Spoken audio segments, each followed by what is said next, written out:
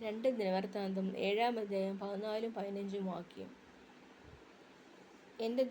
എൻ്റെ നാമം വിളിക്കപ്പെട്ടിരിക്കുന്ന എൻ്റെ ജനം തങ്ങളെ തന്നെ താഴ്ത്തി പ്രാർത്ഥിച്ച് എൻ്റെ മുഖം അന്വേഷിച്ച് തങ്ങളുടെ ദുർമാർഗ്ഗങ്ങളെ വിട്ട് തിരിയുമെങ്കിൽ ഞാൻ സ്വർഗ്ഗത്തിൽ നിന്ന് കേട്ട് അവരുടെ പാപം ക്ഷമിച്ച് അവരുടെ ദേശത്തിന് സൗഖ്യം വരുത്തുകയും ഈ സ്ഥലത്ത് കഴിക്കുന്ന പ്രാർത്ഥനയ്ക്ക് എൻ്റെ കണ്ണ് തുറന്നിരിക്കുകയും എൻ്റെ ചെവി കേൾക്കുകയും ചെയ്യും, ചെവി ശ്രദ്ധിച്ചിരിക്കുകയും ചെയ്യും. ഈ വാക്യം നമ്മളോട് പറഞ്ഞിരിക്കുന്നത് നമ്മുടെ ദുർമാർഗ്ഗങ്ങളെ വിട്ട് തിരിയുമെങ്കിൽ നമ്മുടെ ദേശത്തിന് സൗഖ്യം വരുത്തുകയും ചെയ്യുമെന്നാണ് കർത്താവ് പറയുന്ന വാക്യം. 2 ദിനവൃത്താന്ത പുസ്തകം 7-ാം അധ്യായം 14-15 ഞാൻ വായിച്ചു. നമ്മുടെ ദുർമാർഗ്ഗങ്ങളെ വിട്ട് തിരിയുമെങ്കിൽ ദൈവം നമ്മുടെ ദേശത്തിന് സൗഖ്യം വരുത്തുകയും നമുക്കും അനുഗ്രഹങ്ങളെ ചൊരിയുകയും ചെയ്യും. ഇങ്ങനെയാണ് എൻ്റെ ജനം തങ്ങളെ തന്നെ താഴ്ത്തി. നമ്മളെന്താണ് ചെയ്യേണ്ടത്? തന്നെത്താൻ താഴ്ത്തണം.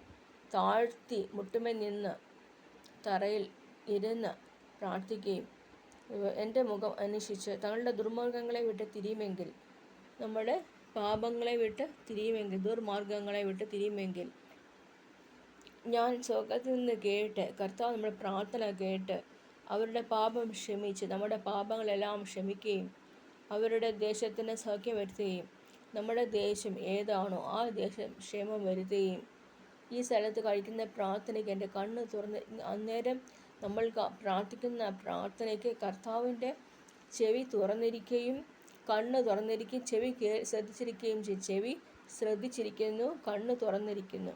എത്ര മനോഹരമായ വാക്യം നമ്മുടെ ജീവിതത്തിൽ നമ്മൾ ഈ കാലഘട്ടത്തിൽ നമ്മൾക്ക് പറയപ്പെട്ട വാക്യം.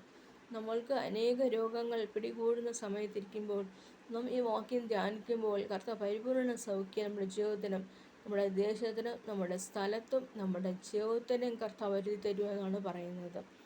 അതുകൊണ്ട് നാം ഈ വാക്യം ധ്യാനിക്കാം. നമ്മുടെ ദുർമാർഗ്ഗങ്ങളെ വിട്ട് തിരിയാം.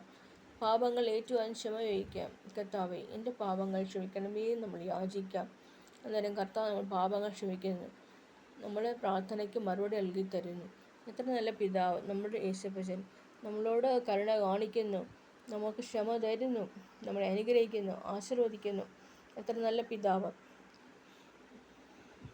എൻ്റെ മുഖം അന്വേഷിച്ച് തങ്ങളുടെ ദുർമാർഗ്ഗങ്ങളെ എൻ്റെ ജനം തങ്ങളെ തന്നെ താഴ്ത്തി പ്രാർത്ഥിച്ച് എൻ്റെ മുഖം അന്വേഷിച്ച് തങ്ങളുടെ ദുർമാർഗ്ഗങ്ങളെ വിട്ട് തിരിയുമെങ്കിൽ ഞാൻ സ്വർഗ്ഗത്തിൽ നിന്ന് കേട്ട് അവരുടെ പാപം ക്ഷമിച്ച് അവരുടെ ദേശത്തിന് സൗഖ്യം വരുത്തുകയും ഈ ദേശത്ത് കഴിക്കുന്ന പ്രാർത്ഥനയ്ക്ക് എൻ്റെ കണ്ണ് തുറന്നിരിക്കുകയും എൻ്റെ ചെവി ശ്രദ്ധിച്ചിരിക്കുകയും ചെയ്യും. ആമീൻ, ആമീൻ.